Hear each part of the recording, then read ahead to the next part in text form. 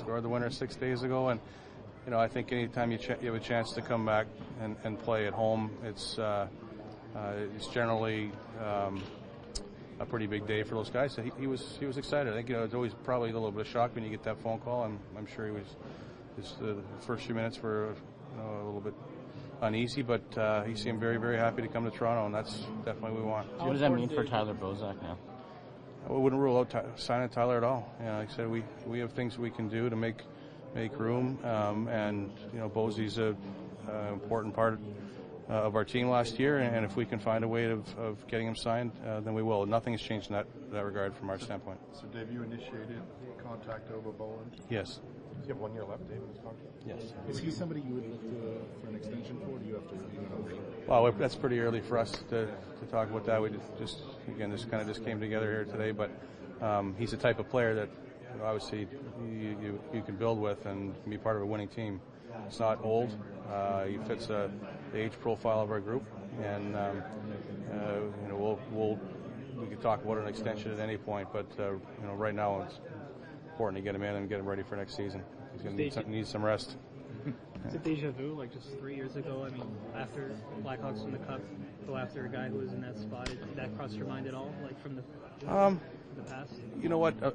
A little bit, only because you're in a situation where the team needed some cap relief. Chicago's done such a great job of drafting players. They've got, they were in a good situation. They can let David Bolland go because they do have some players coming from beneath. And Stan Bowman has done a fantastic job of keeping that cupboard stocked. And for us, we try to take advantage of that. Basically take advantage of his good work, which was made it possible for him to move that player. With Bernier and Bolland out, does this fully address the needs you thought you had coming into the offseason, or how do you look? No, it's a start. Again, we think there's more things that we hope to do. Whether we can accomplish those between now and September, it remains to be seen. But we're going to try to remain active and see if there's more changes we can make. There's a couple other possible moves that I don't think will happen today. I think it's highly unlikely to happen today, but may happen as we get into free agency and some teams that are looking to address certain needs. If they're unable to do that, then I think we're in a position where we may be able to help those teams out. Any concern at all with some of the injury problems Dave went through this year? No, he's healthy, past his physical. I'm sure when you go that far into the playoffs, you're going to be sore. There's going to be some issues, but he finished up fine, and he's going to have a short summer. So it's hopefully any bumps and bruises he has, he can get rid of them in the next couple of months, because we're going to be at it before you know it here. If he brings the cup to the Blue Goose, will he bring it by the ACC? No, not by the ACC till we get to hold it. Do you see him as a third-line center, probably?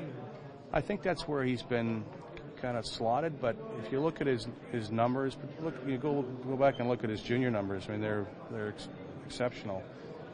He played behind some pretty good people, and I think Randy, he won't pigeonhole him as a third-line center. I think he'll use him in all different areas.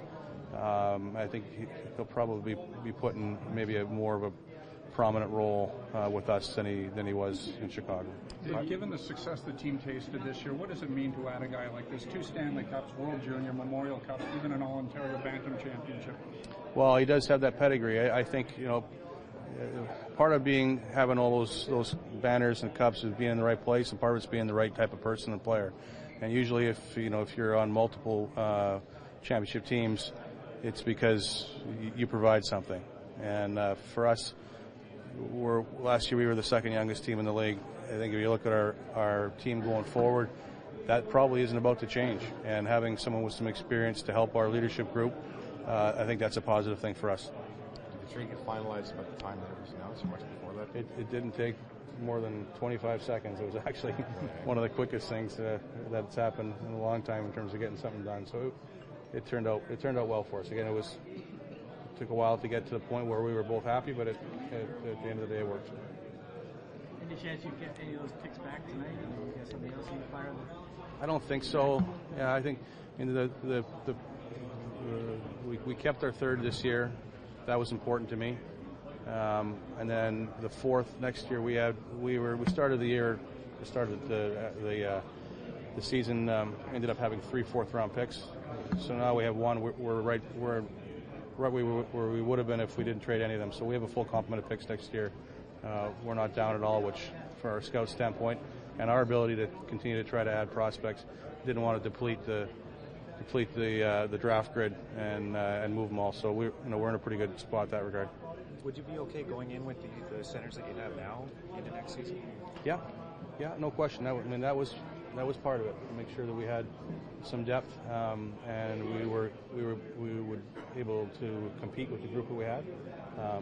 We feel that if we get everybody signed and in now with David, that we'd be in a perfectly good position to start the season. It doesn't mean that we're not looking to try to shore up that area, because again, from our standpoint, it still is an area of, I wouldn't say weakness, but we're not incredibly deep down the middle, and that's why it was important for us to get him. He played with Patrick Kane and Patrick Shaw quite a bit during the regular season. Struggled at times. Did that throw up a red flag for you to maybe try to put him in the top 6 in the top 2 center role? No, that'll be up to the coach. But again, not that that you do things for the coach, but I always like to include our coach in any decisions we make. And you never want to bring in a player that the coaching staff isn't going to use or doesn't see how they're going to use him. And I can tell you that Randy is very happy that we brought David Bolland, and he's the type of player I think that thrives under the way he coaches. And Randy moves people around the lineup, and I think that's something that Dave Bolland has done throughout his career very effectively. How much does this influence what you might do in free agency starting Friday?